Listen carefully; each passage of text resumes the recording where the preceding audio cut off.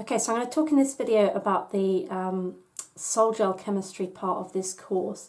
And we talked in the first part of the course about biomineralization, how living organisms can control the formation of many inorganic minerals. And over the years, people have, in chemistry, tried to develop artificial ways of controlling how materials grow. Some of this is called biomimetic materials chemistry, and we'll come on to a little bit more about that later. We'll talk first about solgel chemistry. And solgel chemistry is interesting and certainly relevant in terms of the idea of biomimetic chemistry, because it's sometimes called soft chemistry or this chimie douche.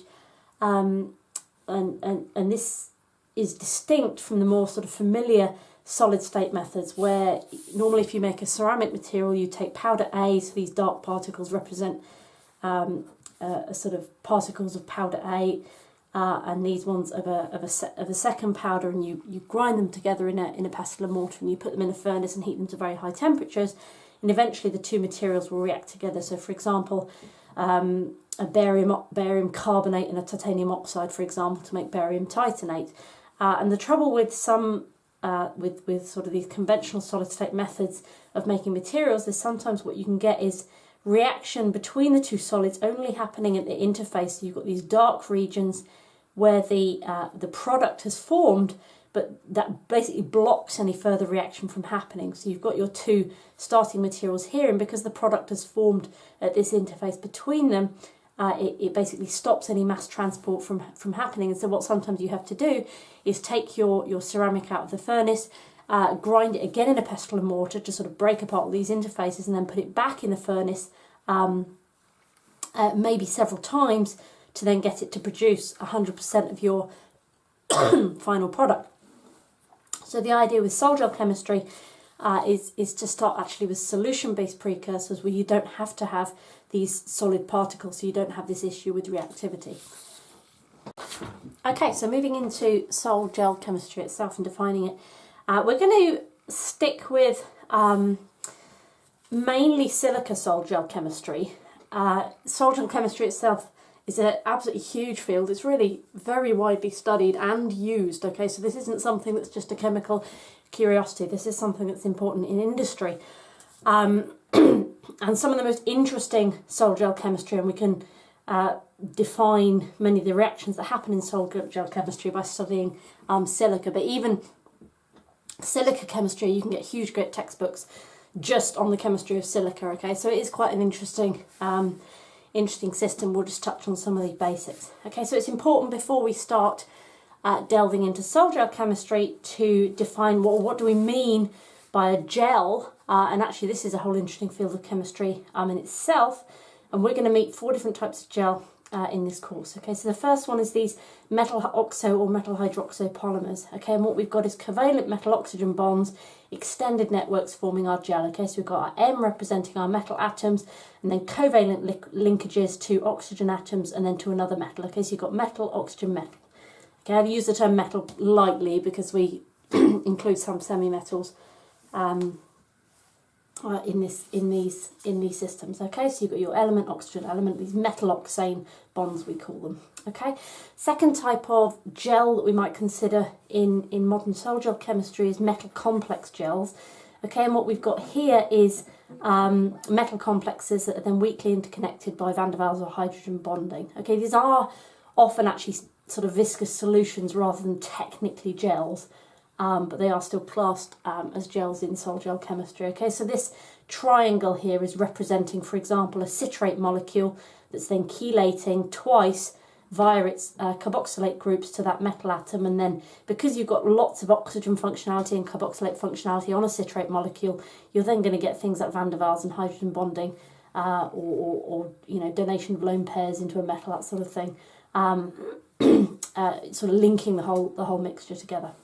Okay, polymer complex is related, but what you've got here is a polymer of something that has then maybe oxygen, lots of oxygen functionality on the side, say hydroxyls or carboxylates, things like that. So lots of polar and electron-rich functionality that a metal cation could link to. Okay, so you've got these polymers floating around. The metals can bind to these negative charges on the polymers and link the whole mixture together. Okay, so in some cases you get polymer molecules, separate polymer molecules linked together then by a single metal ion in the centre. See, it's binding together two polymers. The whole mixture is sort of held together in this sort of semi-rigid framework with the water molecules sort of trapped in between, and that's what forms our gel. And then finally you've got something called a colloidal gel. What this is, you get this with systems of, say for example, silica nanoparticles, for example, in solution, often will form these gelator networks, where the networks, all those particles are sort of linked together by various interactions to form this gel again, where your water is sort of trapped in between with the particles forming this network that is the gel. Okay, so we've defined a gel. What do we mean by sol gel? So the sol gel process, when we're talking about sol gel process, the first step is the formation of a sol, and we define a sol as a stable suspension of colloidal particles or polymers. Okay, so you've begun to sort of get on the route to forming a gel, but you're not quite there yet. You're still in the solution state, but you're beginning to form, say, maybe short sections of polymer or clusters of colloidal particles. Okay, and the suspension of those particles in the solution, that is our sol. Okay, and then the reactions that then go on to link all these particles of the sol together to form the gel, that's what we call our gelation process. Okay, so for example in silica, we'll come back to later, is the polycondensation reactions that we'll learn form the silicon dioxide network.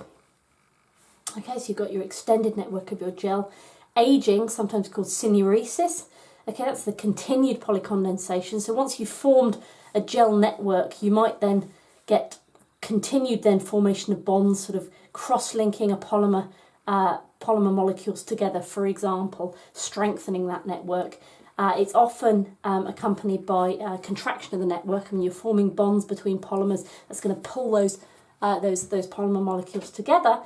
So often you get contraction of the network, and then the solvent is pushed out of the pores. Sometimes that can result in shrinkage of your material. That's actually very important industrially. And then finally drying to remove a solvent. Obviously, if you want a solid material at the end, a dry silicon dioxide, you need to remove all the water from the system. In some cases, you can then go to forming things like dense ceramics or glasses at very high temperature, and that's associated with removal of surface-bound metal OH groups, silanol groups in the case of silica. We'll come back to that later. Okay, so we come on to the sol gel chemistry of silica.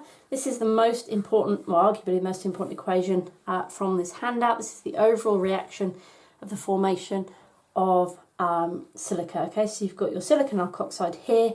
You're reacting that with water to make silicon dioxide, and then the alcohol corresponding to the original alkoxide that you used. A quick reminder what we mean by an alkoxide. You may not have come across these before. Okay, so metal alkoxide, so you've got your metal in the centre, bound to an oxygen that's then bound to an alcohol group. Okay, so you've got your metal alkoxides. For example, this one here is tetramethyl orthosilicate, often abbreviated to TMOS. Okay, and then the alcohol that you get, obviously, in this case, is then methanol. Okay, so a second example, there we've got tetraethyl orthosilicate. In this case, the alcohol that you'll get at the end is ethanol.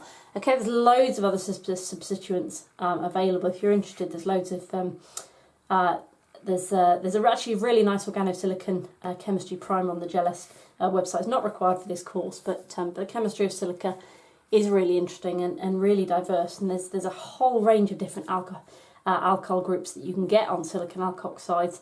And in some cases, just direct alcohol groups coming off the silicon to modify the chemistry of the silica that you get at the end of the product. Okay, silicon alkoxides and various other metal alkoxides can be prepared relatively easily by adding the chloride to your required alcohol. Okay, so our overall reaction was that one we saw on the previous page. Okay, so we've got our silicon alkoxide reacting with water to give us silica, SiO2, and the corresponding alcohols. Okay, in terms of how that actually happens, there's two types of reaction that happen. Number one is a hydrolysis. Okay, and so you need to know this equation here. Okay, so this is doing a single hydrolysis step.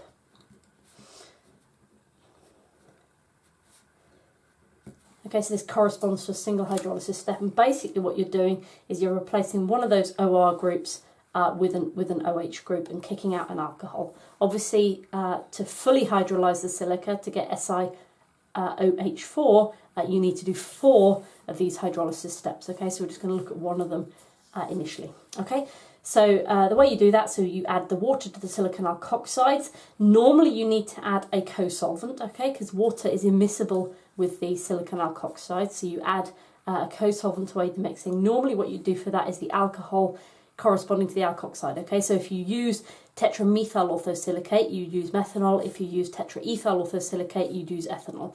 Okay, the reason for that is obviously if you're producing ethanol as the byproduct at the end of your reaction and it just mixes with ethanol that's already there, it's going to be easier for you to then separate out your waste and then recycle it, reuse it or whatever. Okay, so hydrolysis is also normally driven by the addition of an acid or base catalyst. Okay, that's really important. It's typically just a mineral acid, so something like HCl, or a base like ammonia. Okay, something that's important that we'll come back to later is most other metal alkoxides react quite vigorously with water, some of them very violently, but the fundamental chemical reactions are still relevant. Okay, so silica's a nice system because the reactions are relatively slow. It's quite easy to study them, and we can then apply what we know from that to other systems. Okay, the mechanism of the hydrolysis depends on the nature of the catalyst. Okay, so we're going to go through the 2 types of hydrolysis mechanism now. First the acid catalyzed one and then the base catalyzed one.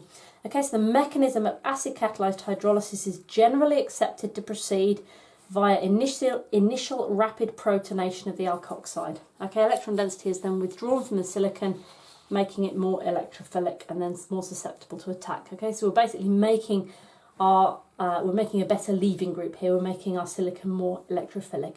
Okay, so our attacking group, our nucleophile, as it were, is this water molecule, the lone pair from the water molecule there. The acid, what it's done is protonated one of our alkoxide groups on the side, giving us this positively charged group. Okay, this is our intermediate. The reaction is thought to proceed via SN2 type transition state. Okay, so this is our transition state here, the 5-membered transition state. So what we've got, this is our water group that's come in to attack the silicon. Our alkoxide group that was protonated is now leaving. You get inversion of the molecule, just like you studied in SN2 reactions with your organic chemistry. And then at the end, you've replaced one of your OR groups with an OH group. You've kicked out an alcohol, and you've regenerated your catalyst. Okay. Okay, base catalyzed hydrolysis is very similar, but instead of obviously protonating your alcohol, what you've then got is obviously you've deprotonated one of your water molecules. You've got these OH minus groups floating around, so you've made a better nucleophile in this case that can then attack your silicon center. Okay, again you form this 5-membered transition state, but here you've got this sort of build-up of negative charge around the silicon center. You lose your OR group. Again, you go via inversion, this SN2 type mechanism. Your byproduct then is your OR minus group. Okay, so if you're ever asked to draw this sort of thing out in an exam, I've circled in blue here some of the things that are really important. Okay, so you need to include things like charges and partial charges, indicate the fact that this is a transition state. This isn't something that sort of sits there for any length of time. These reactions are reversible, and make sure you include byproducts, so things like the OR minus in the case of the base catalyzed, and then the alcohol and the proton regenerated in the case of the acid catalyzed. Okay, it's this detail. You'll lose half mark for every little bit of detail that you've left out. Okay, so it's an easy way to lose marks in an exam. So do make sure you learn these in a detailed way. Okay, so that is hydrolysis, and hydrolysis, as we said, is about removing an OR group and replacing it with an OH group. Okay, condensation is a similar reaction in terms of the mechanisms, and again it can be either base or acid catalyzed, but in condensation what we're doing is we're taking a silicon and joining it to another silicon via an oxygen bond. Okay, so we're condensing 2 sort of silicon molecules together to form this siloxane bond. Okay, it's a metalloxane. In the case of silicon, we call it a siloxane bond. Okay, right. Okay, and what we're going to look at specifically the reaction of 2 SiOH groups reacting together to form this SiO-Si bond and kicking out water.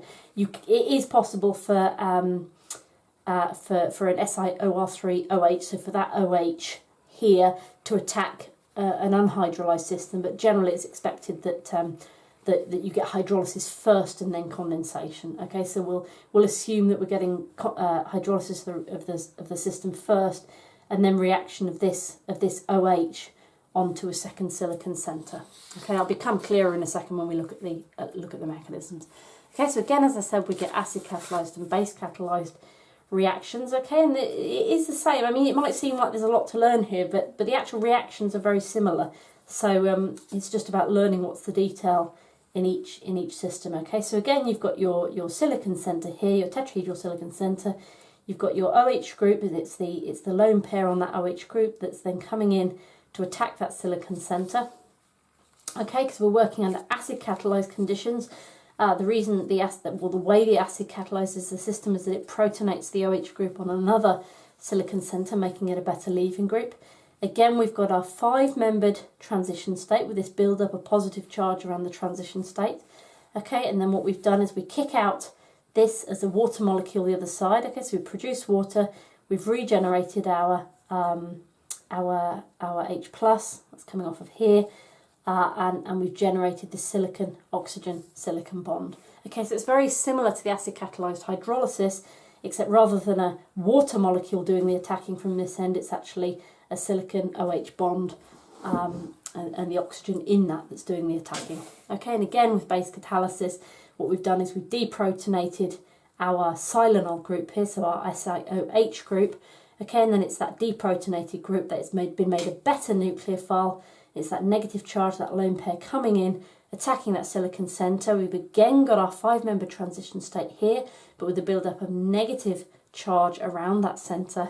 And then again, we formed our SiO-Si group. Our leaving group in this case is our OH-, so that's generated or regenerated at the end. That's our base catalyst.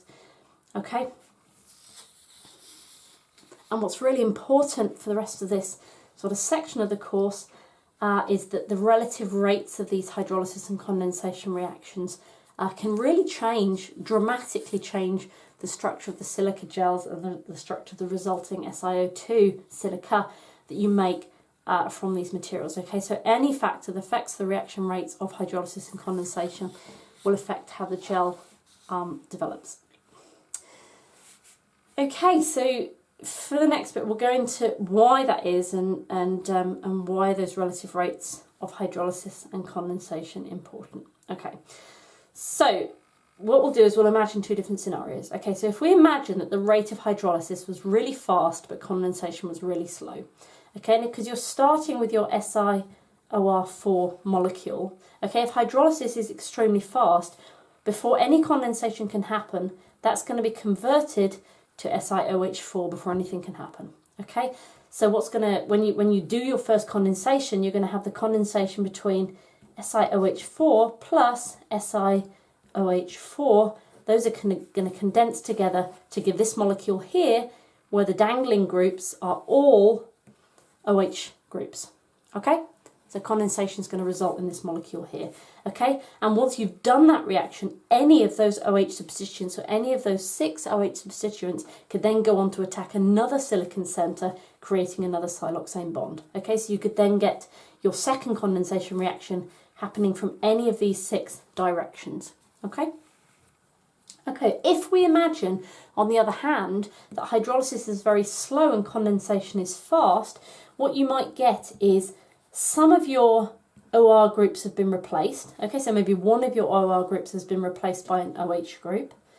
Okay, so you've maybe got 2 molecules that look a little bit like this. So they've got 3 of the OR groups still remaining, but OH groups, but each one has had 1 OH group. Okay, these might then condense together, and if they condense together, they're going to give this molecule. Okay, well, you formed your SiO-Si bond, your siloxane bond in the middle from the reaction of one of these OH groups on another silicon center. Okay, but around it, what you've now got instead of OH groups, you've got OR groups. Okay, because they haven't had time to hydrolyze yet and be replaced by OH groups. In this case, okay, so if this happens, there are no free OH substituents available to attack another silicon center. Okay, we've got to wait until one of those gets replaced by an OH group before you can then go on to get a further condensation reaction. Okay, and this is what you'd get in that scenario. So you get this OR group is replaced by an OH group that can go on to attack another silicon center. So then you've got a silicon, oxygen, silicon, oxygen, silicon. Okay, and the result of this is that the degree of hydrolysis of the silicon alkoxide can change the structures that form on condensation. Okay, and this is basically what this results in. Is it changes the way that these things form. Okay, so if you've got a system like this where you've got condensation reactions happen and you've got your OR groups around the edge and they've got to wait and another hydrolysis reaction happens, the OR group is replaced with the OH, that OH can go and do another condensation step. Then it's got to wait again for one of these to be hydrolyzed to do another condensation step. What you end up with is these quite linear systems. Okay, in this case, what we looked at before, where the hydrolysis was fast, you could get condensation happening in any direction. So what you can end up with, sorry, I'll start again over here, SiO-Si, is you can end up with siloxane bonds forming in every single different direction.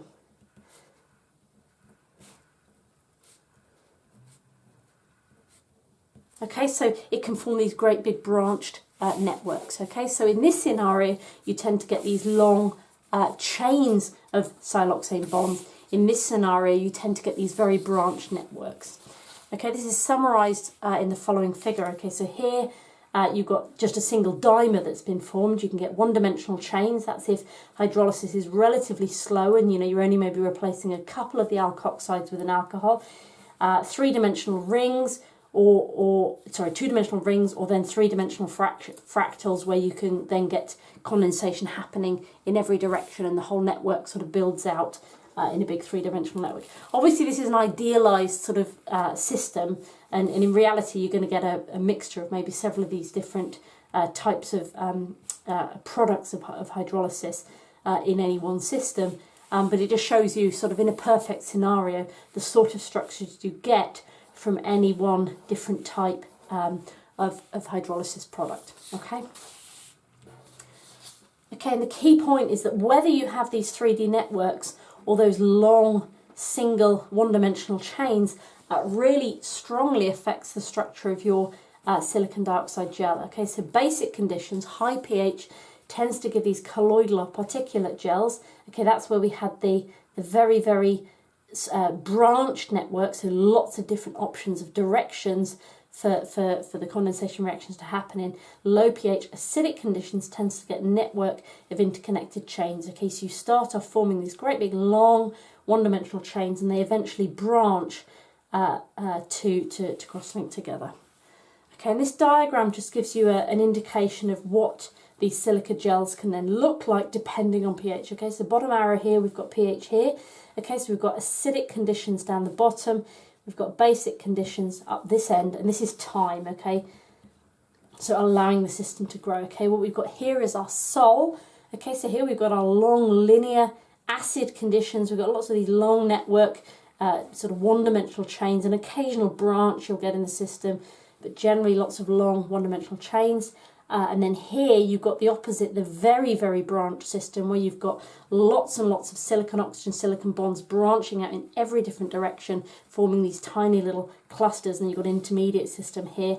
As you go on, these one-dimensional chains will eventually, they're going to sort of cross over each other and start to react together, and eventually you form this a gel network with the colloidal particles. Again, eventually they will start to react together and form a gel, but the structure of that gel is very different, okay, depending on whether you started with these sort of one-dimensional chains or whether you started with these highly branched networks. Okay, and the key thing is, the reason we sort of teach you this and why it's important for you to learn about it is that the properties of that silica can be really different. Okay, so if you're targeting then a particular application or a catalytic material or a thin film or whatever, this structure and these properties can really affect your material.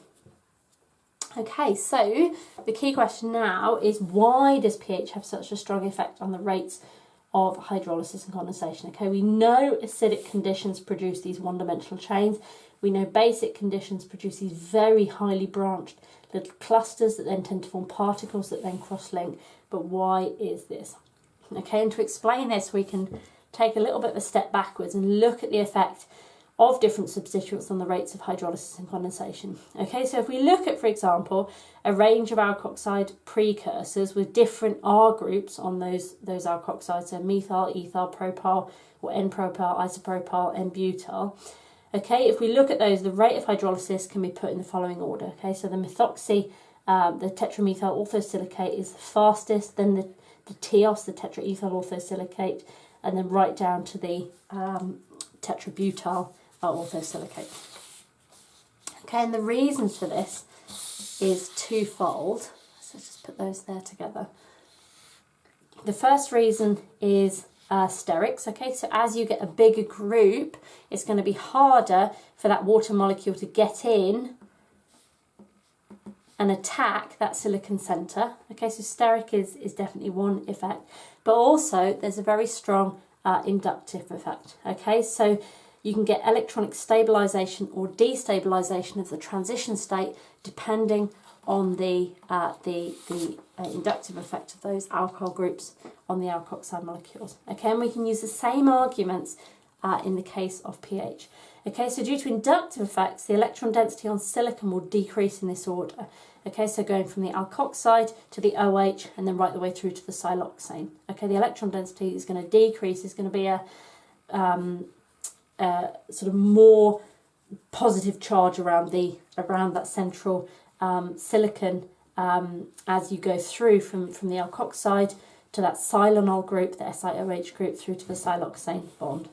Okay, and if you look back at the mechanism for acid catalyzed hydrolysis, if you remember, we saw that the transition state had a build-up of positive charge around that central silicon. Okay, so we went through this transition state where we've got our protonated, our water molecule, attacking our silicon group, and our protonated leaving group starting to leave. Okay, we've got this 5-membered transition state and the build-up of positive charge around that central silicon. Okay, what's going to stabilise that transition state? What's going to help that transition state to, or lower the energy of that transition state is electron donating substituents. Okay, because if they're pushing electron density towards that silicon centre, it's stabilising it against this positive charge. If you stabilise the transition state, you lower the energy of that transition state, you make the reaction more likely to occur, i.e. you make it faster.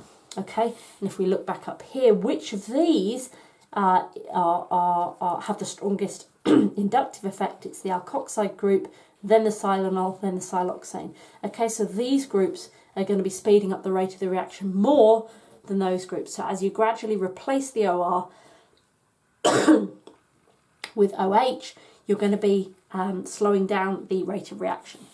Okay, so in other words, the rate of hydrolysis decreases as more of the alkoxy groups are hydrolyzed. Okay, so as you go through successive hydrolysis steps, the hydrolysis reactions themselves are going to get slower.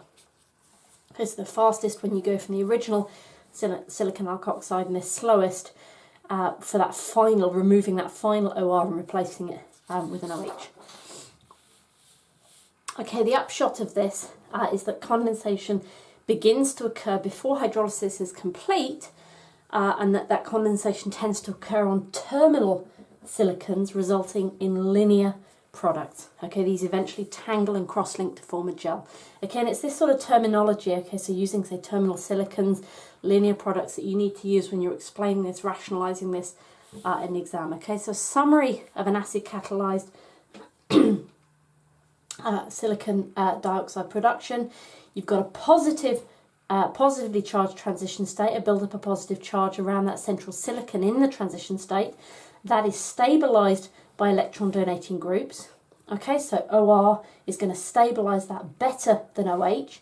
Okay, so as you're gradually replacing all your ORs with OHs, each progressive hydrolysis step is going to get slower, okay, because the transition state is less stabilised. Okay, it means that condensation tends to start before hydrolysis is finished. So you tend to get condensation on terminal silanols, you get linear products, and you form network gels. And basically, well, for basic conditions, you have the opposite. Okay, so because the transition state involved a buildup of negative charge around the silicon, that's going to be stabilised by electron withdrawing groups. Okay, so as you go through progressive hydrolysis steps, OH is more electron withdrawing than OR. Okay, so this molecule, the transition state in this molecule is going to be stabilised better than the transition state for this molecule. Okay, so hydrolysis of this OR is going to be faster than hydrolysis of this OR, where there were 3 other OR groups around that central silicon. Okay, so as you go through your progressive hydrolysis steps, each hydrolysis reaction is going to get faster. Okay, so generally what you then get is hydrolysis starts to happen, it then happens really quickly and happens before condensation begins. Okay, so condensation reactions, when the condensation reactions begin to happen, they can occur at any one of these silicon oxygen these silicon OH functionalities. Okay, so you tend to then get these very highly branched network structures that eventually they form these sort of very highly branched particulate-like structures in the sol, and those particles eventually cross-link to form a gel. Okay, so it's just the exact opposite of the